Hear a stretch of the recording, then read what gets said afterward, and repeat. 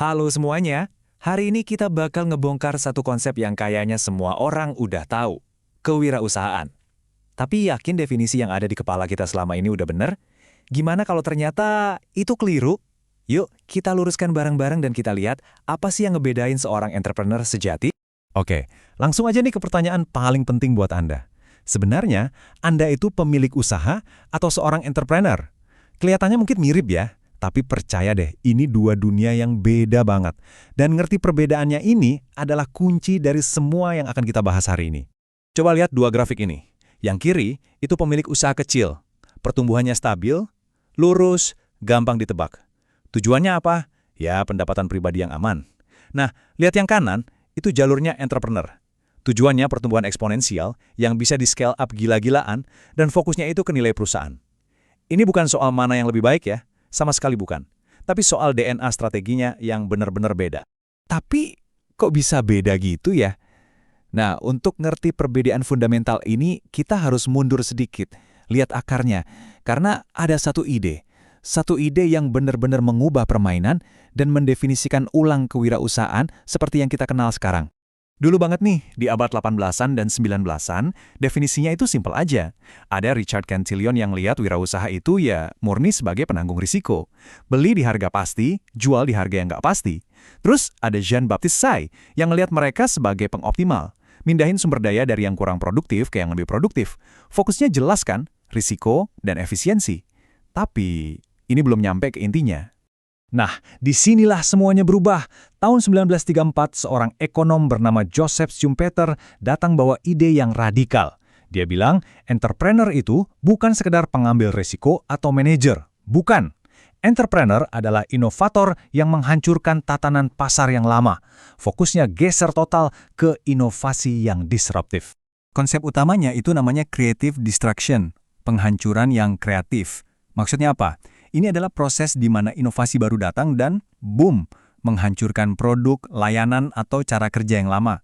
Coba bayangin gimana layanan streaming musik ngebunuh era CD. Atau gimana ojek online mubah total cara kita bepergian. Nah, inilah jantung dari kewirausahaan modern. Oke, teorinya udah dapat nih. Sekarang, biar nggak ngawang-ngawang, kita bawa konsep ini ke dunia nyata. Kita pakai studi kasus sederhana aja, biar kelihatan jelas banget bedanya dua jalur ini. Yuk kita bedah lebih dalam lagi. Kalau pemilik usaha kecil, tujuannya apa? Pendapatan stabil.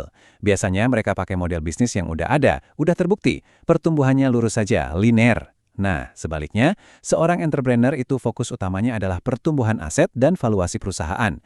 Mereka menciptakan sesuatu yang baru dengan model bisnis yang emang dari awal dirancang untuk tumbuh secara eksponensial. Biar makin kebayang, kita kenalan sama dua orang ini. Di satu sisi ada Pak Budi. Beliau penjual bakso keliling yang sukses, udah 20 tahun jualan, pelanggannya banyak, pendapatannya stabil. Di sisi lain ada Andi. Dia meluncurkan bakso in-cup, bakso beku dengan kemasan modern, dijual lewat sistem reseller online ke seluruh Indonesia. Pertanyaannya simple, di antara mereka berdua, siapa sih entrepreneur yang sebenarnya? Kalau kita bedah pakai kacamata para ahli tadi, jawabannya jadi jelas banget. Menurut Schumpeter, Andi adalah entrepreneurnya. Kenapa? Karena dia melakukan creative destruction pada cara bakso didistribusikan. Pak Budi dengan segala hormat adalah pemilik usaha kecil yang hebat. Dari sisi risiko pun, Andi yang menanggung ketidakpastian pasar yang lebih besar. Tapi, ini yang paling penting. Apa Pak Budi bisa jadi entrepreneur? Jawabannya, tentu aja bisa. Caranya, dengan mengubah strategi, menciptakan inovasi, dan fokus pada scaling. Oke, sekarang kita udah punya definisi yang lebih tajam nih. Waktunya kita ngebongkar beberapa mitos terbesar seputar kewirausahaan.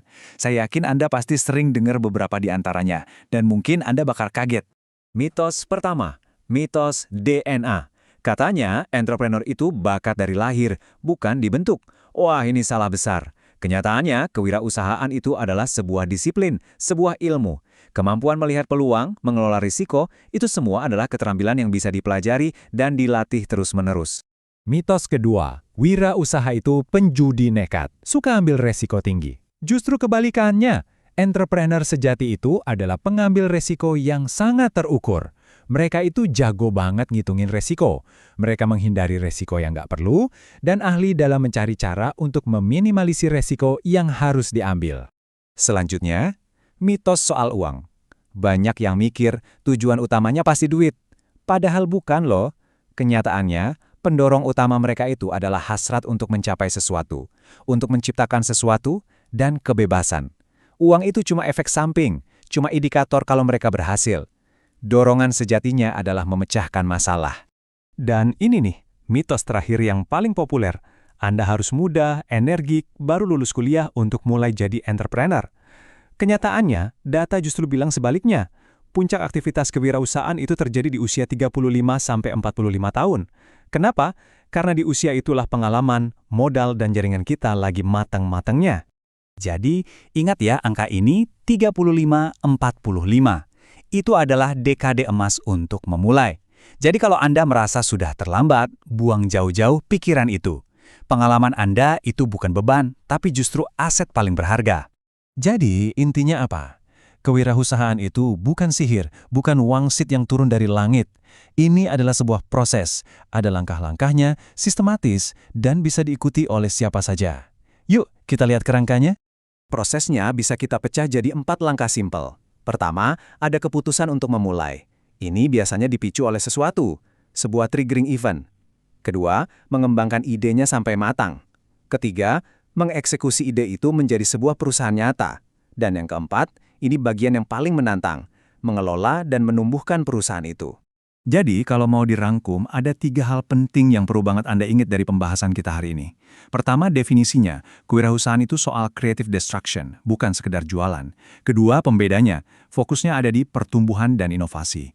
Dan yang ketiga, ini adalah sebuah proses yang sistematis, bukan cuma kebetulan. Sebagai penutup, saya mau ninggalin satu pertanyaan buat Anda renungkan. Tadi kita udah bahas soal triggering event kan, pemicu yang memulai semuanya? Nah sekarang, coba deh lihat sekeliling Anda. Di pekerjaan Anda, di kehidupan sehari-hari, masalah apa, frustrasi apa, atau peluang apa yang selama ini mungkin Anda abaikan atau cuekin. Siapa tahu, justru dari situlah perjalanan Anda dimulai. Terima kasih sudah menyimak.